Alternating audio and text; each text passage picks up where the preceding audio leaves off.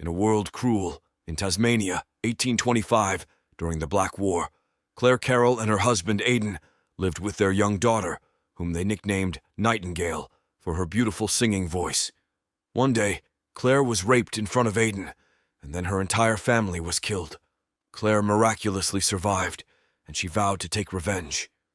As the day dawned and high-ranking military officials descended upon the city, Claire took center stage, singing before the assembled soldiers. Her past bore the stain of a conviction, but she clung to the hope that this performance might finally yield the freedom she so yearned for. Following her stirring rendition, Lieutenant Hawkins extended an invitation to converse privately, his intentions veiled by a thinly veiled hint that he expected gratitude for his supposed assistance. Faced with her unwavering rejection, he resorted to a heinous act, seizing Claire by force. Upon her return home, Claire grappled with the horror she had endured, doing everything in her power to shield her husband from the grim truth. However, her hope was dashed when she discovered that the much-anticipated release papers remained unsigned. In a desperate bid for justice, Aiden resolved to confront Hawkins personally. The following morning, Claire watched anxiously as her husband and the lieutenant departed for their ominous meeting, the outcome hanging in the balance. A few minutes later, the man returned to his work, signaling to his wife that his efforts had proven fruitless. In the evening, fueled by alcohol, Aiden's anger boiled over, and he confronted Hawkins in a local tavern. Commander-in-Chief Goodwin bore witness to their altercation, summoning the lieutenant to his office to administer a stern reprimand. During this conversation, Goodwin made it clear that he would not endorse Hawkins for a promotion to the rank of captain. Furious and seeking retribution, the embittered lieutenant resolved to visit the Carroll family, convinced that they were the cause of his setbacks. Accompanied by Sergeant Roos and Ensign Jago, Hawkins forcibly entered the home of the young family. In a cruel twist designed to inflict maximum suffering upon Aiden, Hawkins claimed Claire as his right before his eyes, eventually taking the life of the helpless man. In a horrifying turn, Hawkins offered Roos the opportunity to exploit Claire. However, unable to bear the cries of a terrified child, Jago tragically ended the child's life by striking his head against a door. Realizing the gravity of their crimes, the lieutenant ordered Jago to dispose of Claire. Overwhelmed by guilt, the soldier couldn't bring himself to pull the trigger, and instead struck the girl with the butt of his weapon. Awakening to a heart-wrenching sight, Claire was met with horror as she gazed upon the lifeless bodies of her beloved husband and daughter. Bereft and broken, she made her way to the commandant's office, only to be met with disdain, for it was not in their interest to reveal that their soldiers had committed such a heinous act against innocent civilians. Upon learning that the lieutenant had departed for a new assignment up north, Claire implored her friends to help her lay her loved ones to rest. Without a moment's hesitation, she embarked on a relentless pursuit. To ensure she wouldn't lose her way, Claire enlisted the guidance of a man named Billy. It soon came to her attention that the soldiers had also hired a guide, and their paths converged. During a break in the journey, the soldiers discussed the horrifying events, with Ensign Jago harboring grave concerns about the consequences they might face for their actions. However, the lieutenant remained resolute in placing the blame squarely on the Carroll family. Meanwhile, Claire and Billy paused for the night. As soon as she closed her eyes, the haunting cries of her child plagued her in nightmarish reverie, robbing her of sleep. In the morning, the heavens wept with rain, but the determined travelers pressed on.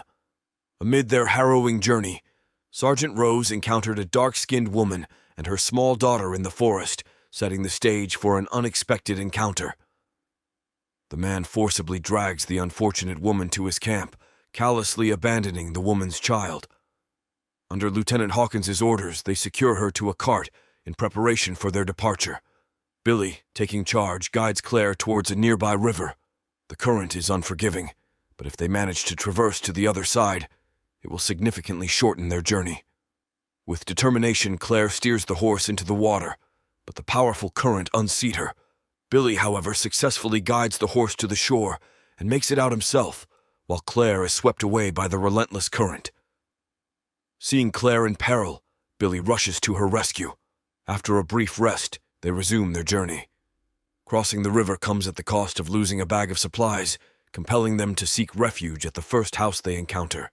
Their hunger drives them to pilfer food, prompting a hasty escape from an irate owner. As night falls and they prepare to retire, Claire spots an unfamiliar man. He lecherously revels in the discovery of a pretty girl deep in the forest, summoning his friends for nefarious intentions. Billy, however, swiftly incapacitates the scoundrel, prompting Claire and him to continue their desperate journey. Meanwhile, Lieutenant Hawkins indulges his base desires with a captive of a darker complexion. After handing Claire over to Ruse, the lieutenant talks to the boy Eddie, who has lost his parents and is looking for any opportunity to be useful to the army to feed himself. The next morning, Claire wakes up and sees Billy making a spear. He's going to hunt to get food for them. Meanwhile, Hawkins's squad is attacked by dark-skinned men. They kill one of the workers and injure Jag. The men come for their woman, but the lieutenant kills her in front of them. The soldiers fled into the forest, clutching their essentials. The ensign, wounded and terrified, wandered through the trees. He saw people and called out for help. Realizing that this was the mother of the baby he had killed, Jaga ran away. Claire asked Billy to watch the horse and went after the fugitive. She caught up with him and shot him. Jaga pleads for mercy, but her daughter's killer is relentless. His gun jams and Claire rushes at him, fists flying. In the ensuing chaos, she manages to snatch the knife from his hand and stab him repeatedly. The woman pistol-whipped Jag until his head was a bloody mess. Billy, witnessing the brutality, turned to leave. Only after learning the true reasons behind the murder did he agree to help her. They soon stumble upon an abandoned wagon left behind by soldiers who had to abandon it after encountering a group with darker skin. Billy, after inspecting the area, attempts to caution Claire about potential dangers, but she remains resolute in her determination to continue their journey. One morning, Claire awakens from another haunting nightmare, suffering from excruciating chest pain. Being a nursing mother, she finds herself in agony as her milk has no outlet. Overwhelmed and in distress, she eventually loses consciousness and tumbles into a ravine. In her desperation for relief, Claire agrees to the ritual that Billy had suggested, hoping it will alleviate her suffering. With Claire's reluctant agreement, Billy leaves her to rest for a while and sets off to hunt. This marks the first time in several days that travelers can enjoy a decent meal. Meanwhile, Charlie, the escort of Hawkins's squad, deliberately guides them into a dead end, seeking revenge for the military's mistreatment of their comrades. The lieutenant is willing to offer anything to find an escape route, but the old man staunchly refuses. Without hesitation, Sergeant Ruse shoots Charlie, resulting in a stern rebuke from the lieutenant for eliminating the only person who could have led them out of their predicament. A day later, Hawkins openly taunts Ruse, handing his gun over to young Eddie and promoting him to the rank of sergeant. With only 4 of them remaining, their supplies dwindling, and their bearings still uncertain towards the city, their situation grows increasingly dire. Meanwhile, Billy and Claire come across Charlie's lifeless body. They honor his traditions with a respectful burial and set off in pursuit of their goals. Now, Billy seeks vengeance for the killing of his uncle, and their pursuit leads them swiftly towards their objective. Hawkins spots Claire and manages to fire a shot, wounding her. She manages to escape, and Billy catches up with her, offering to hide her from their pursuers. Retrieving a horse, Billy encounters Hawkins's squad face to face. The soldiers overpower him and coerce him into revealing the way to the city.